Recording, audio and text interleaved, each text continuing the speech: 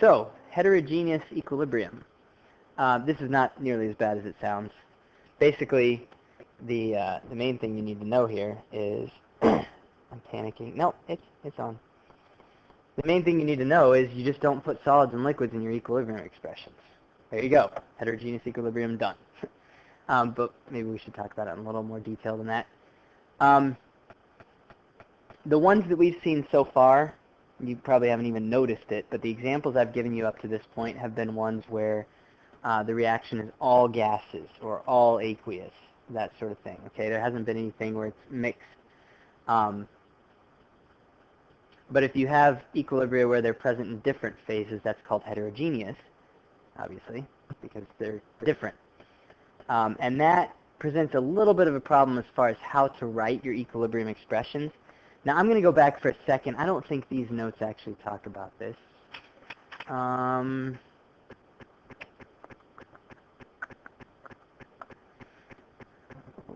I looking for here? No, okay, it's not in here. But I want to mention one other thing quickly before we get into this other stuff. So what if I have an equation where I've got some, like I have A, which is a gas, and then I've got B, which is aqueous, in equilibrium with C, which again is a gas, plus D, aqueous.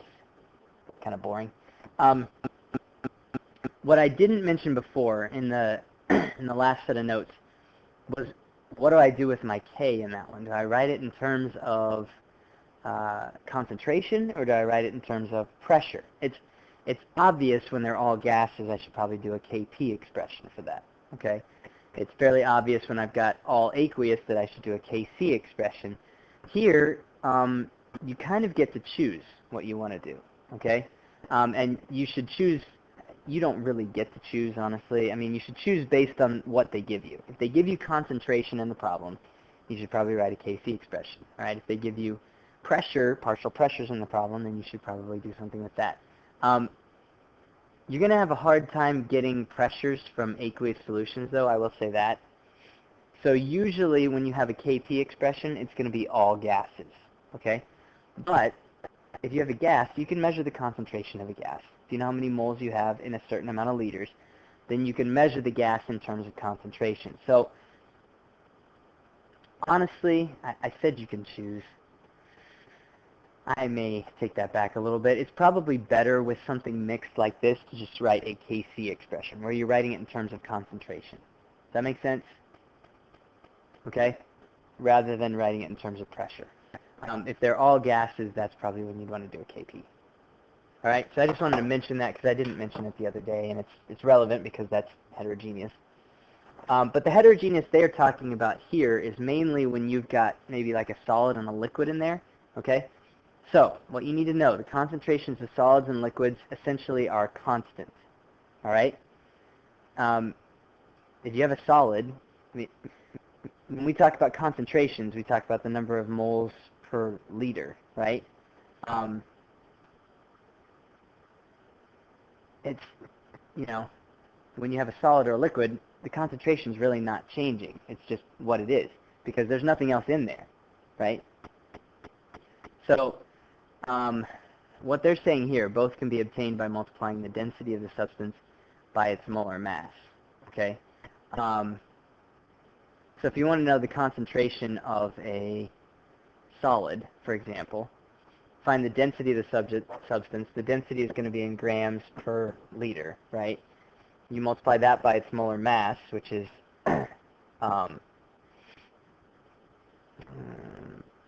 multiplying by molar mass.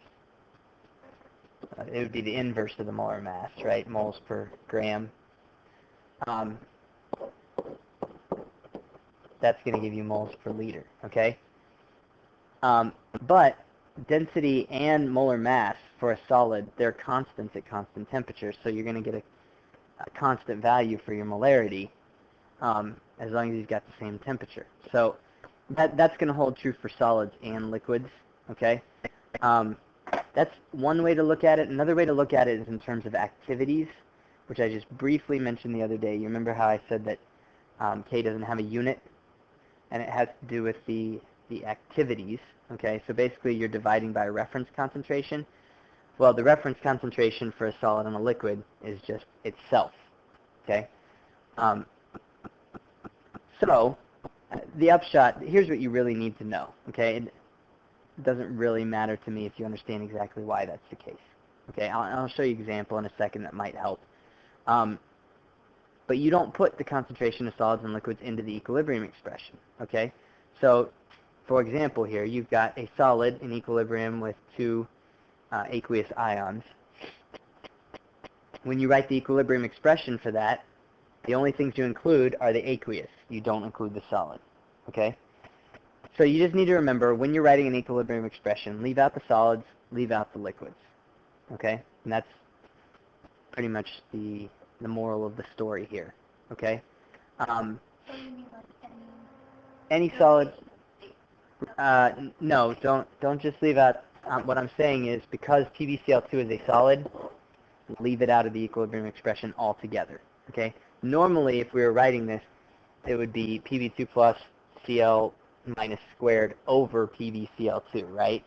But we just don't include that part because it's a solid. Okay? So aqueous are still there, but liquids. Right. Aqueous and gases go in your equilibrium expressions. Solids and liquids don't. And those are the only states of matter that we're really dealing with. We don't really, I'm not going to teach you how to do equilibrium with plasma, so you don't have to worry about that. Okay? Aqueous means that the Pb2 plus ions are dissolved in water, right? Okay, a liquid is like just water, okay, or just, whatever liquid it is. Okay, so aqueous means that we have a certain concentration of the solid dissolved in the water. Okay, so again, here's kind of an example. As long as we have some CaCO3 or some CaO remaining in the system, the amount of CO2 above the solid is going to remain the same there. Okay, so it doesn't matter ultimately what amounts of the CaO or the CaCO3 you start with. It's still going to give the same amount of CO2 when it reaches equilibrium. Okay. So again, that's just another one of their arguments for here's why we shouldn't put the CaCO3 into the equilibrium expression. Okay.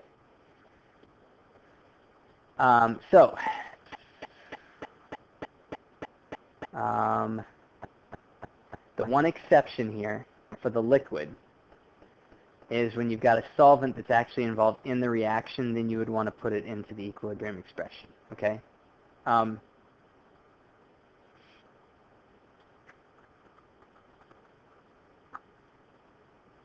got to take that back. Systems where the solvent is involved in the reactant product.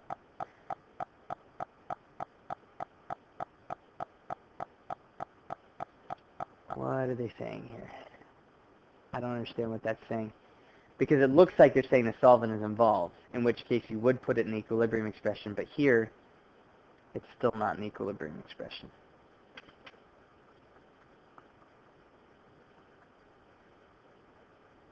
Yeah, I don't understand what exactly the point they're trying to get across there. So let me just...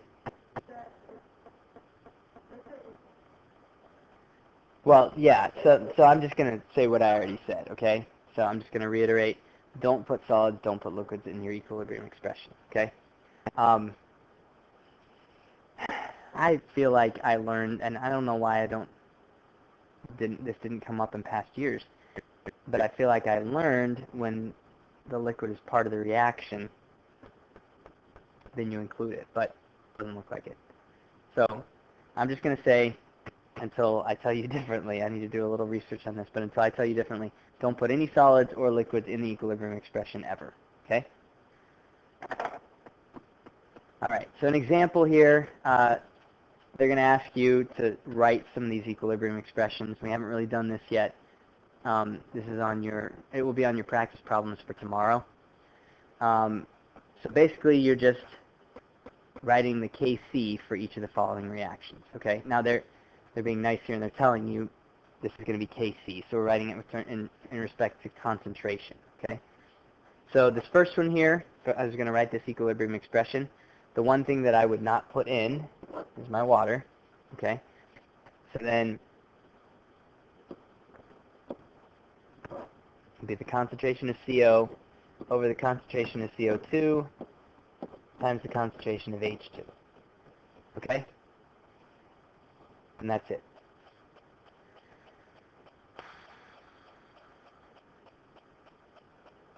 Yeah. I'm wanting that little part of the video back now. The more I think about it, the more dumb I realize it is to say if the solid or liquid is involved with the reaction, put it in the equilibrium expression. You never put the solid or liquid into the equilibrium expression, ever, okay? Because all of the examples that we've shown so far have been examples where the solid or the liquid is involved in the reaction. Otherwise, you wouldn't put it in the equation.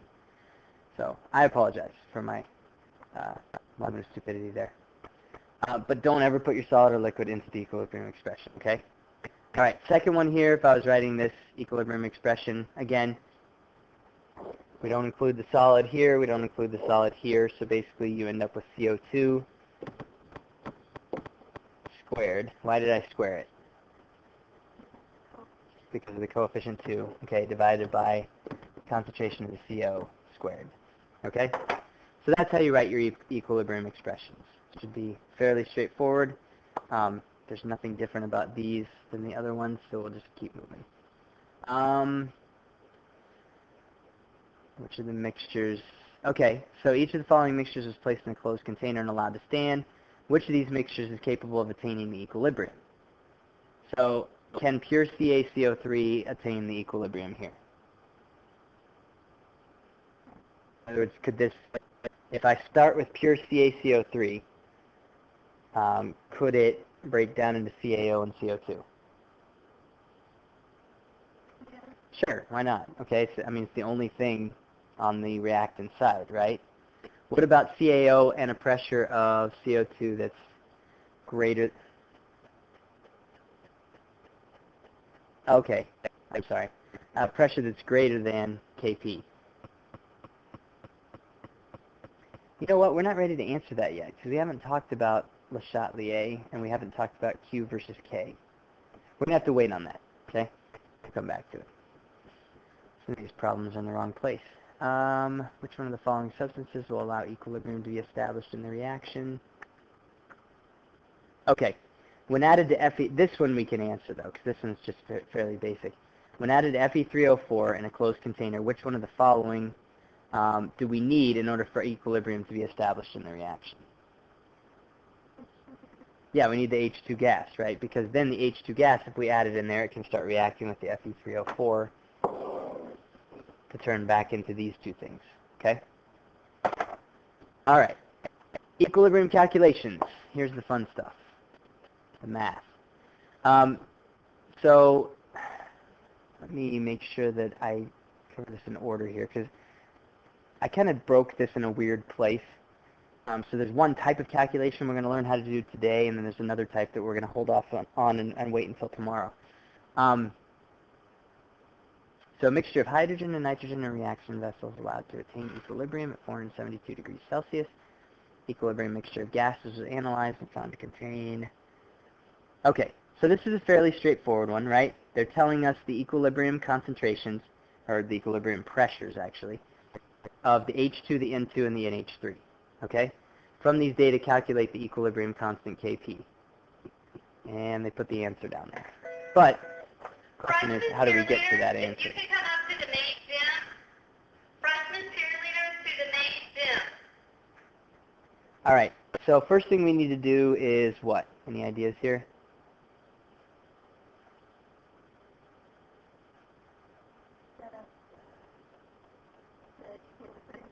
Okay, it'd probably be a good idea to set up the equilibrium expression first, right? So I'll write that up here. Kp or Kc? Right, because we got pressures on this one. So Kp is equal to, what? Help me out on this one. Okay, let's just write it generally first, and then we'll plug the numbers in.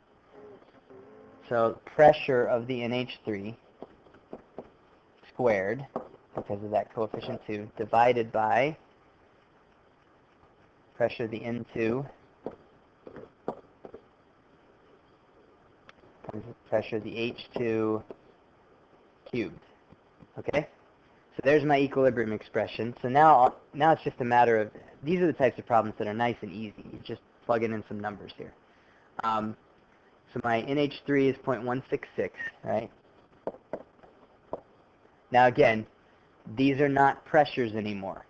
As soon as I plug them into my equilibrium expression, they have gone from being pressures to being activities. All right, so they don't have any units, so don't worry about units here. If you put units in here, they wouldn't cancel out, right? Because you'd have atmosphere squared up here and atmospheres to the fourth power down here. So don't mess yourself up with units, okay? These things become unitless when we plug them into the equilibrium expression. So 0.166 squared divided by 2.46 times 7.38 cubed. And once you work that out, you should get this number right here, 2.79 times 10 to the negative fifth. That's pretty easy, right? Just write the equilibrium expression, plug in your numbers. Okay, how about this one? Aqueous solution is found to have the following equilibrium concentrations. Well, that's really no different, is it? You're just writing the equilibrium expression, plugging in your concentrations. So you're doing it with respect to concentration instead of with respect to pressure, but it's the same basic idea. Okay? So I don't think we need to go over that one, do we? Okay.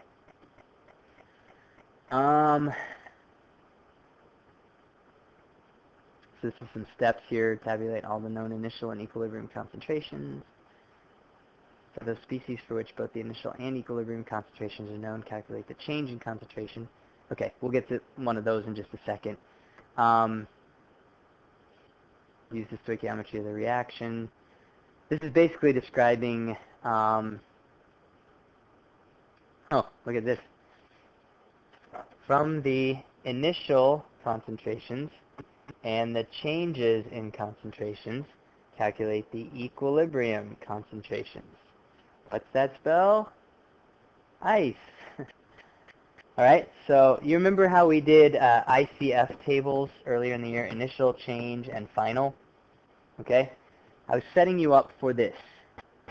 So now we're going to do ice tables instead. The only difference is instead of saying final, we're going to just say equilibrium, which is the same thing as saying final, except in most of the reactions we've done up to this point, they kind of go all the way over to the product side. Now we're going to end up with sort of a balance of reactants and products at the end. Okay? So let me show you one where you'd have to write an ice table. Closed system initially containing. Now here's where you're going to know, okay? Initially, right? If they're giving you initial conditions instead of equilibrium conditions, then we're going to have to probably make an ice table, okay? Now, it might give you an equilibrium concentration as well, and they are giving you one right here, okay? So we're going to have to figure this out, okay? If I have them on the next slide. Oh, it's showing it. Okay, I'll go with that, I guess. So the way you would set up this ice table, first of all, remember you just have your equation, right? Okay, so you've got your H2, you've got your I2, you've got your 2HI along the top there. Initial change at equilibrium, you could just change that to ICE. Okay, so I think we all know what that means. We know our initial conditions here because they told us the H2 was 1 times 10 to the negative third, and the I2 is 2 times 10 to the negative third. So we know those two concentrations. Why is the concentration of HI 0 initially? Yeah, we just added these two things together, so initially there is no HI, right, at the beginning of the equation.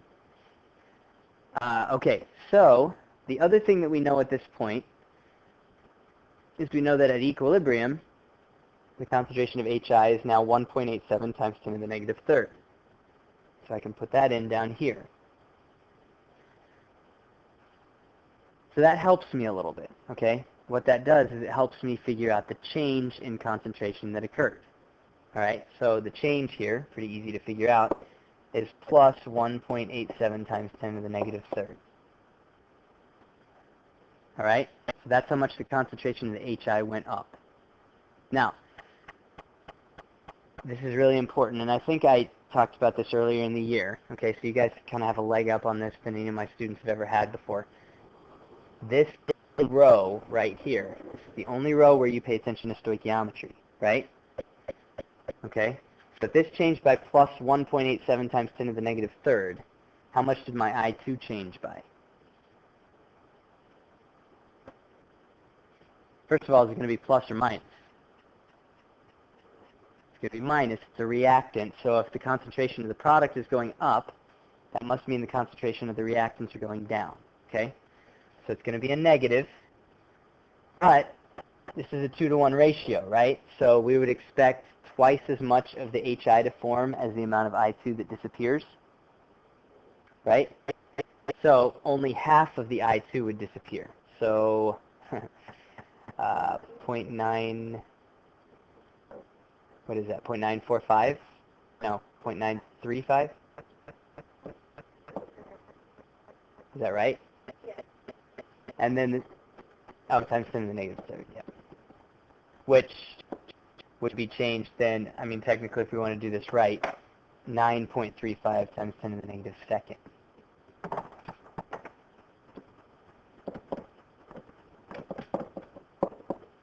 Okay? And then same thing for the H2, okay? It's the same stoichiometry as the I2, so it's going to change by the same amount. All right, so now at this point, we can figure out all of our equilibrium concentrations, right? And all we have to do is take the 1 times 10 to the negative third minus the 9.35 times 10 to the negative second. I wonder if they have these filled in here. Oh, yeah, look at that. Whoops, I went the wrong direction. Darn it, it's a good thing that I checked. Yeah, I wasn't paying attention. Okay, so because it got smaller, we'd have to swing it 1 to the right, which means we have to make our exponent larger here, or smaller, depending on how you're looking at it.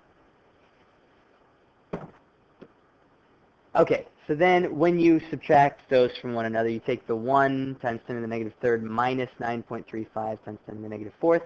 You should get 6.5 times 10 to the negative fifth. Okay, and then you can find the concentration of the I2 the same way.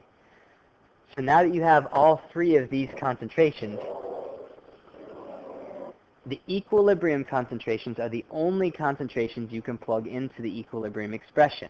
Okay, so you have to find those before you can plug into the equilibrium expression. So once we have that, then we can plug into our K expression here, which is going to be concentration of HI squared over the concentration of H2 times the concentration of I2. Okay, so you just plug those numbers in. 1.87 times 10 to the negative third squared. These numbers get a little bit nasty sometimes.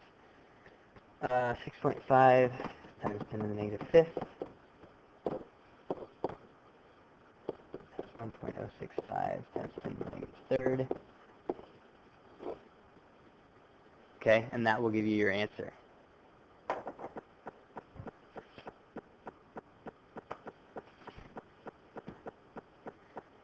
Okay, and this is showing it. So once you figure all that out, you should get 51. Huh. All right, so let's talk about what that is telling us. If I get a K of 51, based on what we talked about in class today, what do I have more of, products or reactants? Yeah, the equilibrium is a little bit heavy to the product side, okay? That means that I'm going to tend to form more of the products here than of the reactants, okay? Which kind of matches what we see here, right? Because this, this is definitely the biggest of the three numbers in the equilibrium concentrations, okay? So that's what the K tells you. Are there any other ones that are different than this? Let's see.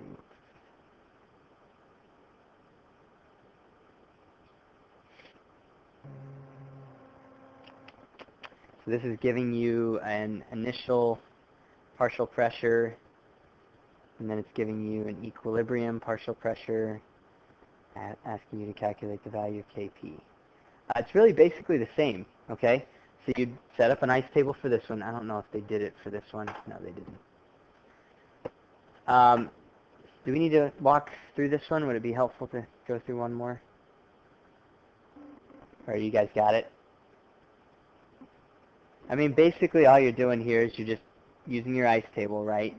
You've got your initial SO3, you've got your final SO3, so you can figure out the change. That'll give you the change of the other two. Now, what are these two initially? That's the trick on this one. These are 0, right? Because the only thing we put into the vessel initially is the SO3. So at first there is no SO2 and there is no O2. So those start as 0. So then once you know the change, it's very easy to figure out the equilibrium concentrations of these two. And you can just plug it into your equilibrium expression. Where does the temperature come in? It really doesn't unless if they told you the vessel is charged at 1,000 K, and then they told you to calculate the value of Kp at 300 K, you couldn't do it. Okay, because they're giving you values at 1,000 K, so the only time you can calculate your K here is at 1,000 K. All right? You'd need different numbers in order to figure out the K at a different temperature. That's the one thing that changes the equilibrium constant, by the way, is temperature. And we'll talk about that more in a day or two. All right, so that's basically it. I think if you understand that, then you're pretty much good to go for our quiz that we're taking Friday. Not the one for tomorrow, but the one for Friday. All right? See you in class tomorrow.